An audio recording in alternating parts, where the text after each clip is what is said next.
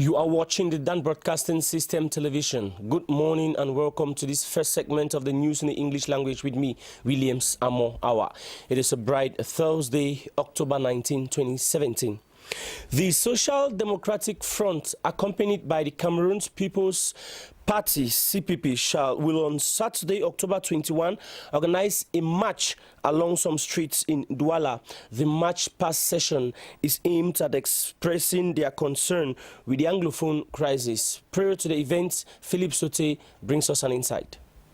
Saturday's march is coming to concretize one of the recommendations of the last National Executive Committee meetings that took place in Bamenda, chaired by SDF National Chairman Nijon Frundi.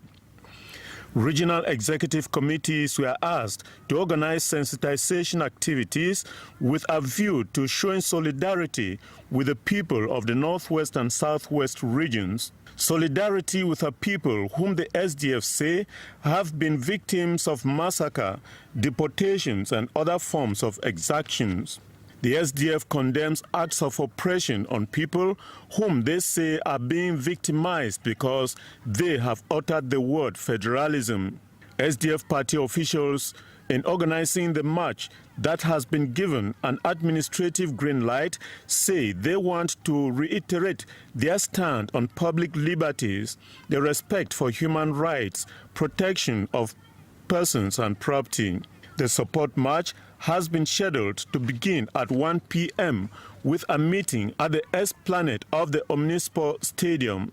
The party scribes are giving their word that it is a pacific march, and by this inviting security forces to collaborate with them to ensure that all goes well.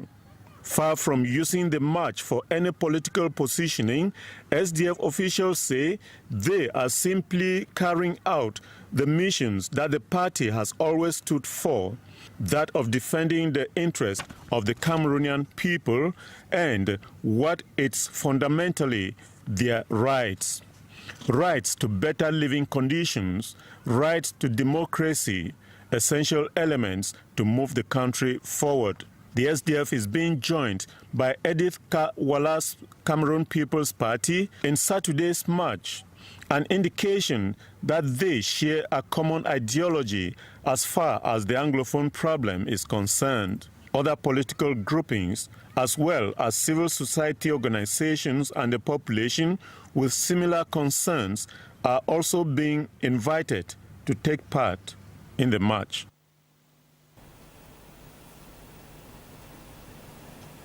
The Prime Minister's office in Yaoundé played host to an uninvited crowd Wednesday. Standing at the entrance, the group of men and women who are coming from different localities in Douala gathered at the Star Building to find solutions to several years of indemnity owed them by government. This is after their houses and property were destroyed for the construction of government establishment and road infrastructures.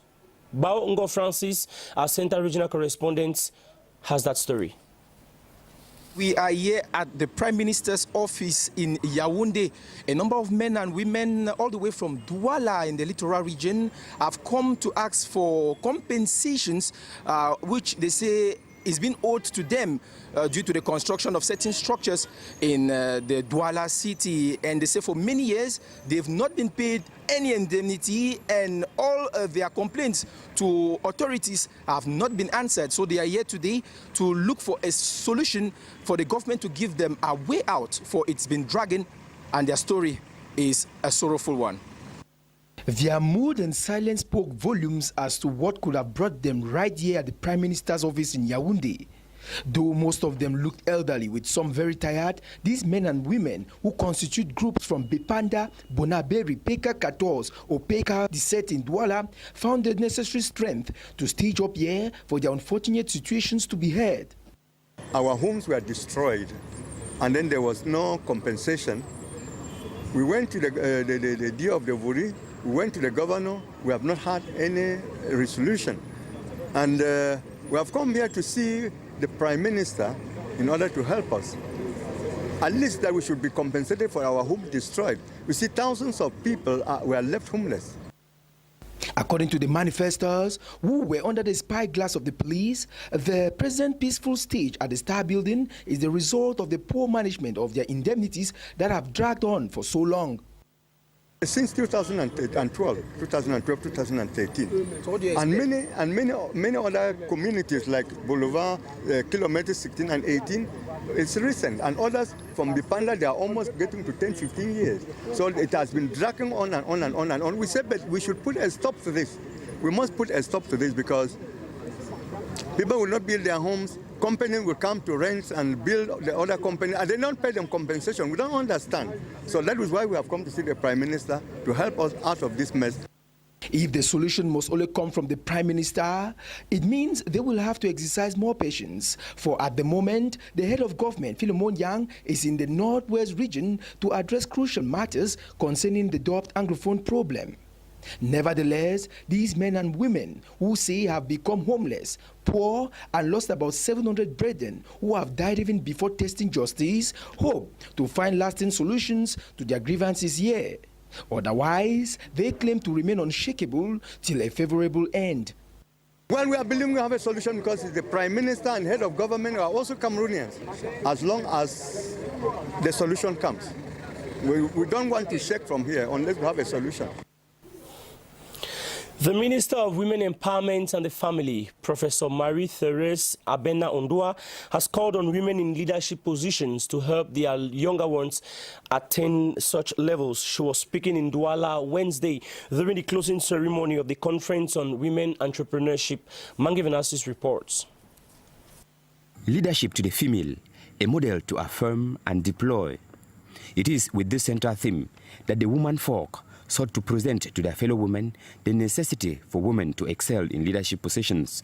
To explain to the young women who are in the informal section that they can be in the formal enterprise by grow themselves with our support, the support of the old woman who is in the enterprise.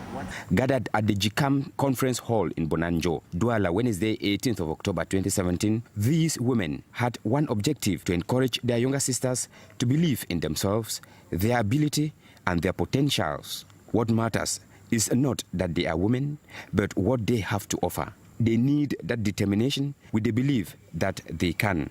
Accompanied by the Minister of Women Empowerment and the Family, Professor Marie-Therese Abena-Ondua, these women who had emerged as models were cautioned to maintain the lead and bring many more women to such levels.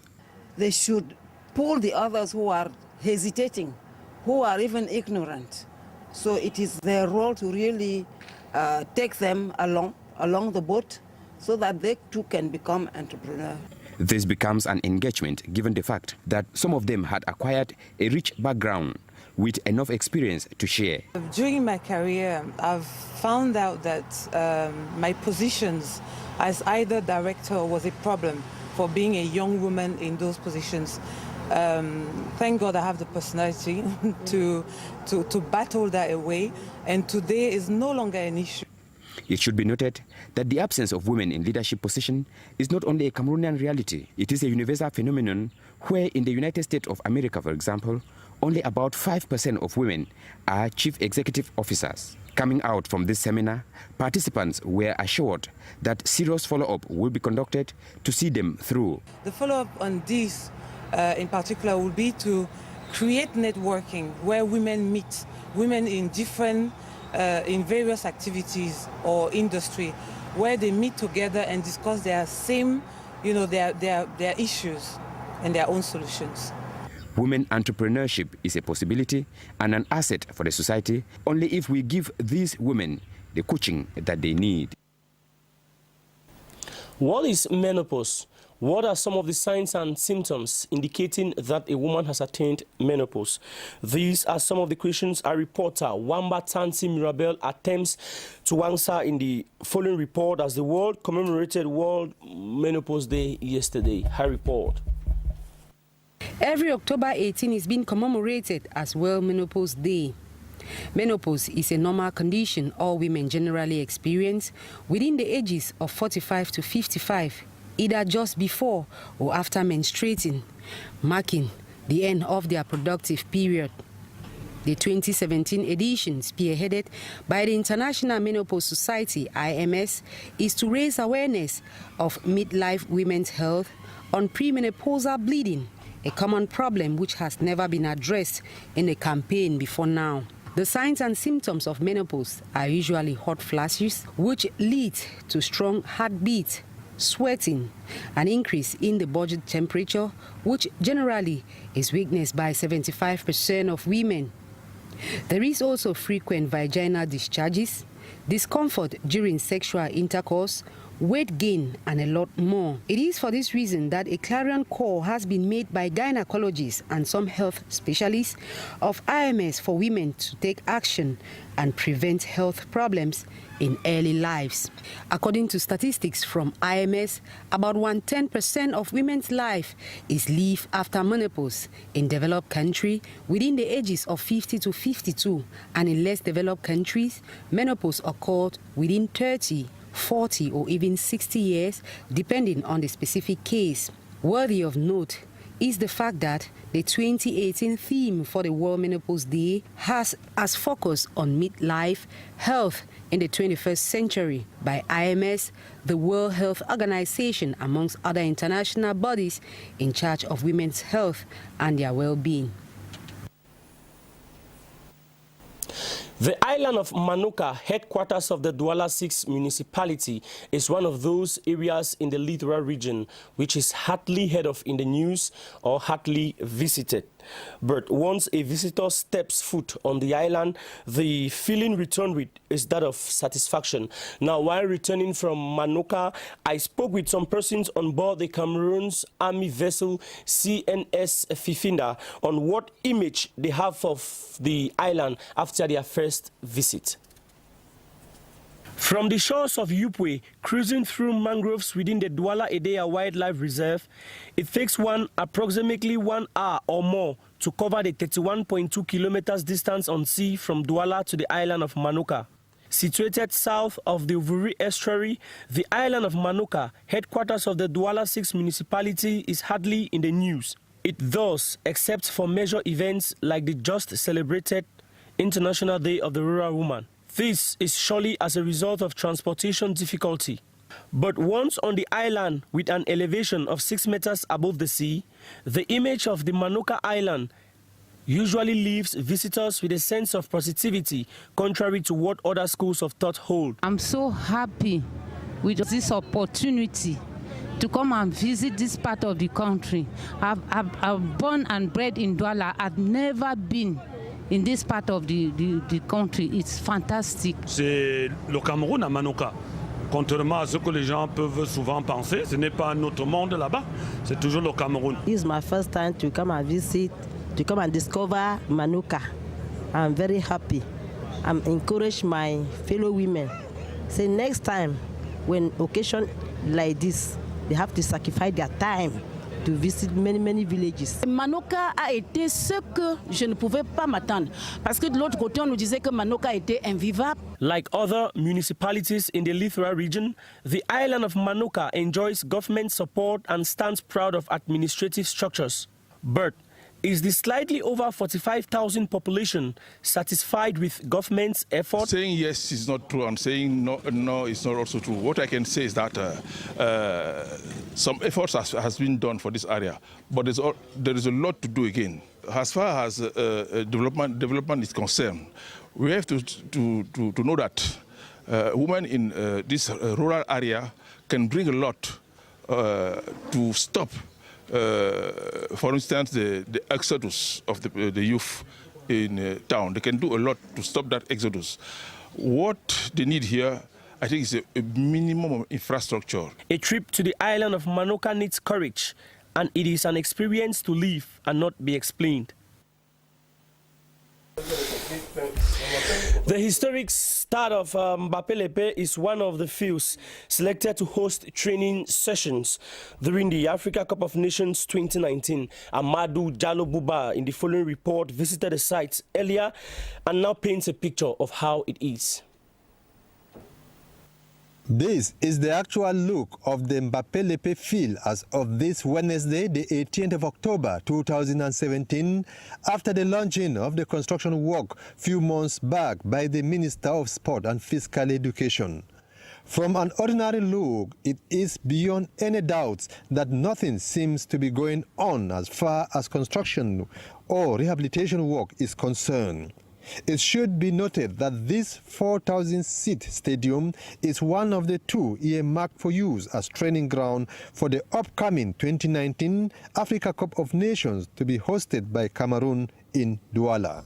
It might be too early to start drawing conclusions, but that notwithstanding, many people are already expressing worries on the slow nature of the work that is supposed to be going on here. The Canadian construction firm selected to carry out the rehabilitation work is virtually absent from the site, at least for now.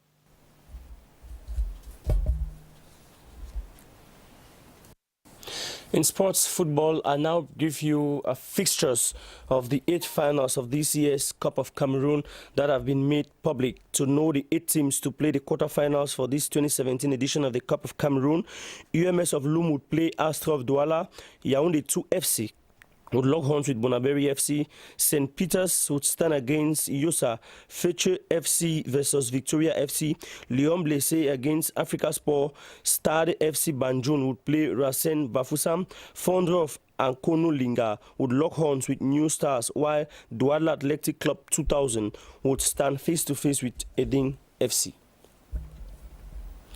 Thanks for choosing us to inform you at this moment. Take the next rendezvous tomorrow, same time. I will be yours, God's willing. But until then, you don't go away. Stay glued to more interesting programs on DBS television. Have a splendid Thursday.